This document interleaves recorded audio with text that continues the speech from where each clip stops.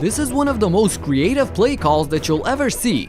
Follow D'Angelo Russell as he's gonna set a screen under the basket and then sprint towards the three-point line using the pick from Towns. But this is a familiar play, so at this moment, you can see Jay Crowder is signaling that he'll switch it, waiting for D'Lo to come out.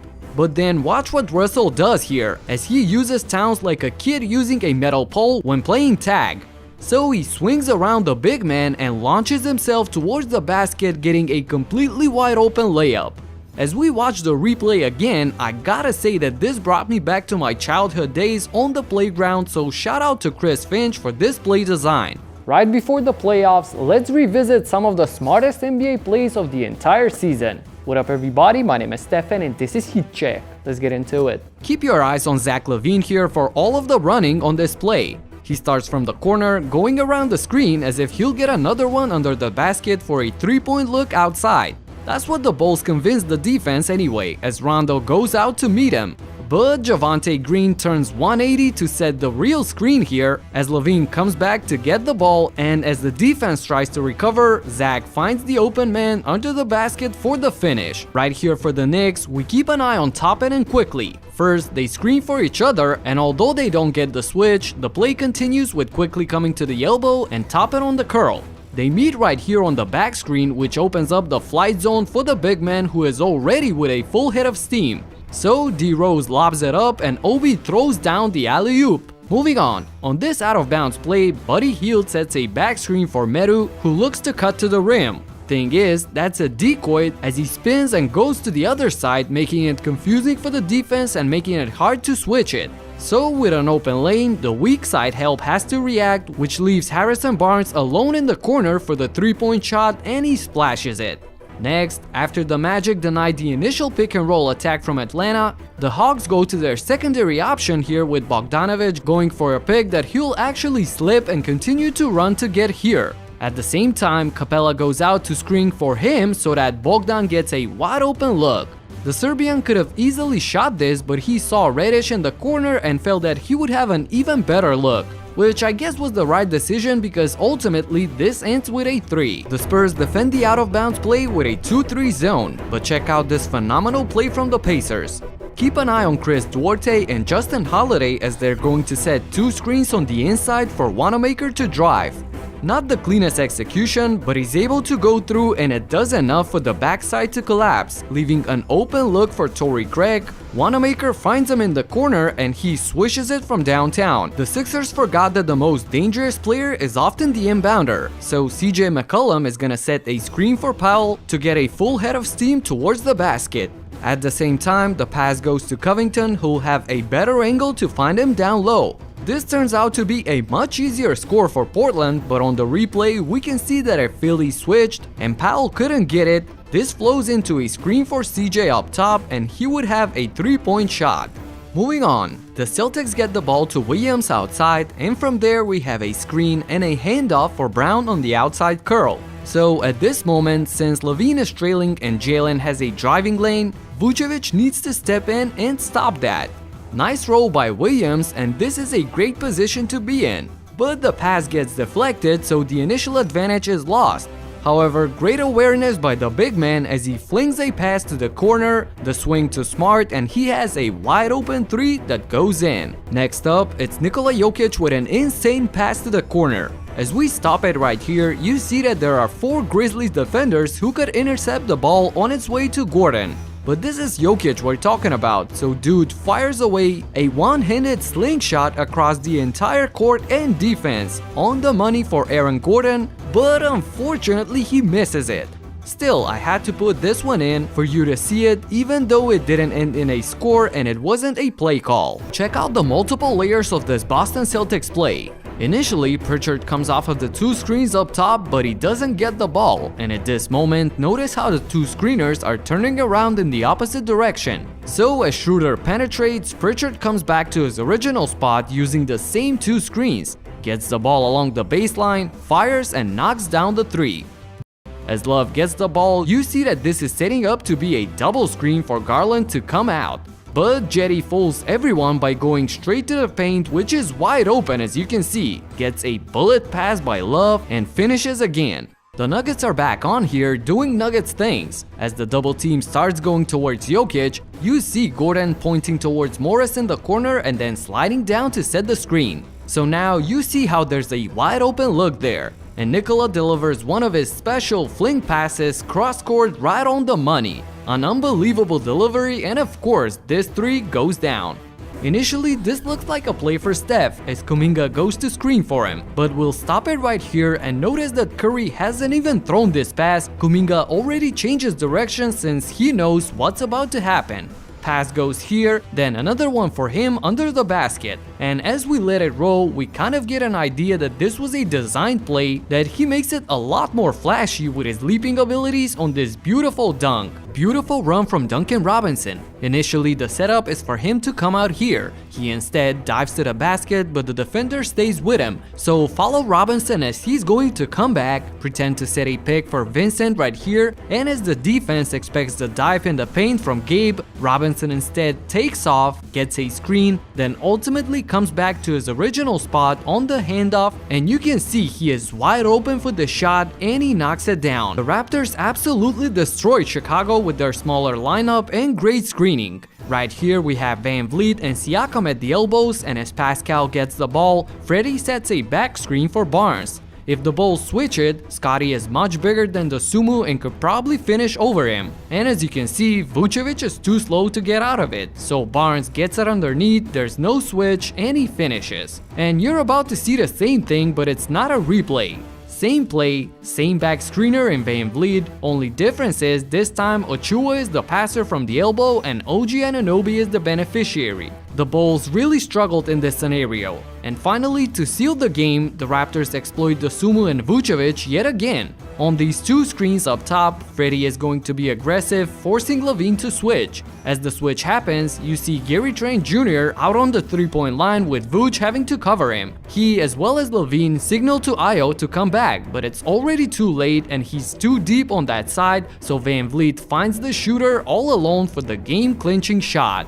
Bang! Check out this play for Ja Morant. On the handoff, he's going to continue to curl along the baseline. At the same time, we have a double screen for Dillon Brooks here to start things off. But you can clearly see that this is the decoy, as both Anderson and Adams will move over to screen again for Morant, who's already picking up some speed. So by the time he comes off of the second screen, he has the ball in his hands and the defender behind him, so he's basically cleared for takeoff. There is help under the rim, but Ja flies past him and finishes with the scoop layup. First we got Mikal Bridges, and notice the slight push to move his defender in line with Ayton. So now if Monk tries to go under, Bridges will come out here at the three-point line and there will be no time for Monk to recover on this shot. But since he's trailing behind them in this example, Bridges goes to the basket, LeBron makes the proper rotation to protect the rim, and Mikal makes the extra pass to the wide open Jay Crowder, who knocks down this corner three. Booker also got an assist. Watch him go slow and steady, hopping his way through this crack here.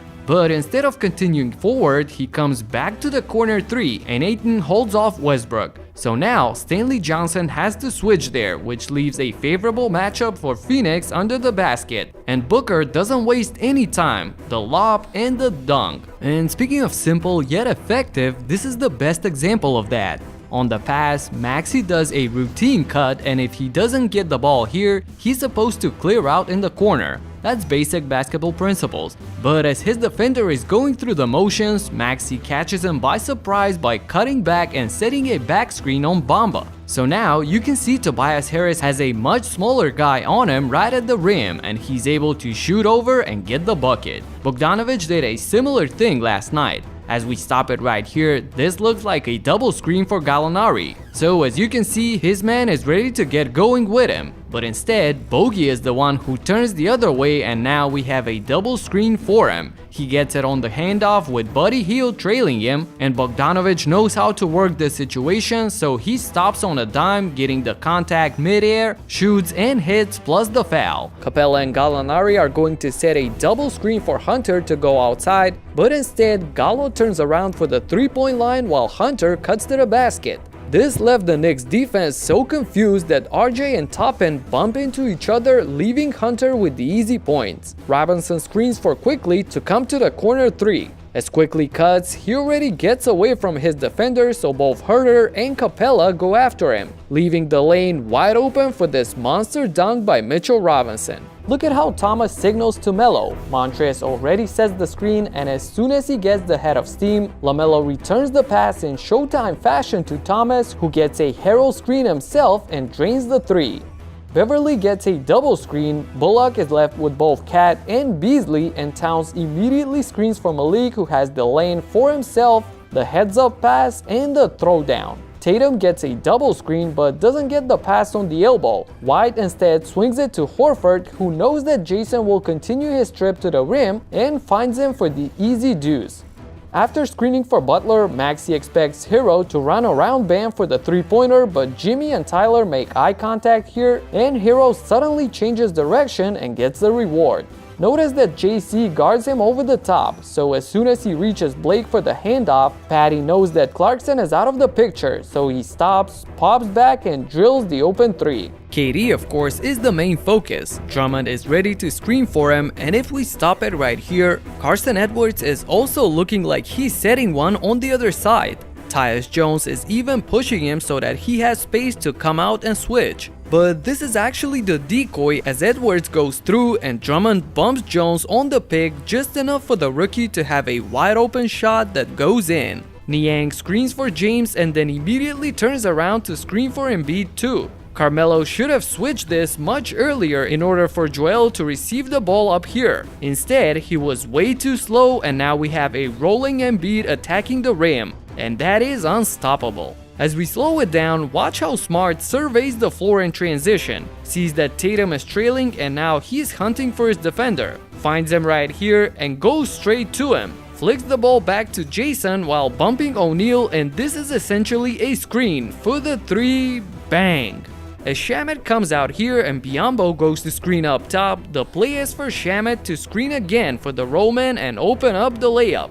But this time it's the opposite, as Shamet takes off to the three-point line and Biyombo sets a pick for him as well. From that point on, it's easy. The pass, the shot, and the splash. Initially, Bogdanovic signals as if there's gonna be a split here, meaning switching sides and screening for each other with the long right. But midway through, he cuts outside and goes to the elbow, backpicks Jalen Johnson's defender, and now Johnson has permission to take off as he catches the pass midair and dunks it. If we stop it right here, this is a two-screen setup for DeRozan to come out here. But you can see how Barrett is guarding him aggressively as he's expecting those screens. So with all the focus on that, DeMar just gives him a push, creates space, and takes off on the opposite side along the baseline. The catch, and the finish. This also looks like a screen here and a screen from the big man for Justin Anderson to get a shot here. But he stops midway through instead to flip this into a double screen for Buddy, who's already outside with nobody around him, gets the pass and splashes the three. The decoy here is that it looks like a double screen for Davion Mitchell. As that develops, DiVincenzo goes from the corner to set a pick for Shemezi Medu to cut to the basket. So as we let it roll, Davion turns around, throws the lob, and Medu dunks it. So on the out of bounds play, Booker is the passer. The alignment is pretty much that he's supposed to get the handoff, get a screen from Ayton, and have either a clean look or a matchup with Jokic while Ayton rolls inside. So obviously the Nuggets are trying to prevent that, but they're so caught up in it that Bridges uses the moment to just take off straight to the rim and catches everyone by surprise. The fact that Booker is doing all this waving, asking for the ball on a play that he's supposed to get it anyways is convincing me that he's just acting in order to sell the play that was designed as a decoy for Bridges to finish. On the inbounds, Levine gets it to Dosunmu up top. Vucevic is already there for the pick but slips it and goes to screen for Levine. Herbert Jones is too aggressive to go out, and Zach uses that to cut back to the rim and get the highlight dunk. Boom! You can see Brook waving to Wesley Matthews to clear out. Then he calls Bobby to come and make the screen. And as we stop it right here, this looks like a double screen for Drew Holiday to penetrate to the basket. But instead, Lopez smoothly continues to the rim, the Wizards' big guys are frozen on the free throw line, and Drew knows exactly what to do as we enjoy the alley-oop. As the play starts with this fake handoff, you can see that these are the matchups. So now Lamar Stevens moves towards the corner and Lowry goes to screen for him. That means that Thaddeus Young needs to switch it. But as soon as that happens, Markkanen just slips the pick and dives to the rim. There's nobody there now, we got the pass and the finish for the Finnish big man. Claxton screens for Seth Curry up top, who then takes just one dribble and passes it back to Kyrie. You see that as the pass goes over to that side, KD is also setting a pick to force the switch from Bridges. And since that happens, at this moment we got both KD and Claxton rolling to the rim. So Kyrie finds Durant with the short pass, he lobs it to the big man who finishes with a dunk. On the strong side we have a screen for Saddiq Bey to get the handoff, and as he curls with the ball, on the other end we have Bagley screening for Cade. So as he gets the pass, you see that he's open, forcing Randall to come out. And with that, you know what follows, the lob and the jam. As soon as he secures the ball, Smart surveys the entire floor and first signals to White to push forward, and then right here, he turns to Tice and tells him as well to dive inside. Marcus then flings a one-hander to the corner and White immediately lobs it to the big man for the beautiful finish all in one motion. At first sight, this should be two typical back screens for Chris Paul to curl along the three-point line. But at the last moment, Ayton flips the angle and gives his point guard a driving lane straight to Embiid. So once he switches that, DeAndre rolls inside and the point guard delivers the bullet pass for the finish underneath. Middleton comes around Giannis as if he's going to get a screen for the three-pointer. Instead, he just hops around him, goes back and screens for Holiday. Niang must help on the drive, which leaves the Greek Freak rolling to the rim, the super extension and the dunk. First, there's the double screen by KD and Drummond as Kyrie goes for the ball outside. Then on the handoff, Brown sets the third pick, which opens the lane for Kai. Now follow Andre again as he bumps Marvin Bagley before he can interrupt the layup. Doncic snakes his way to the basket and comes in front of the length of Moses Brown, doesn't get the look but swoops the ball behind him as Brown turns around wondering what happened as Luka scores this warm-up shot. We gotta see this again, Luka is out here balling right now. It's officially a thing now. Jose Alvarado did it again as he hides in the corner and strips the ball from Chris Dunn before delivering the assist to Trey Murphy.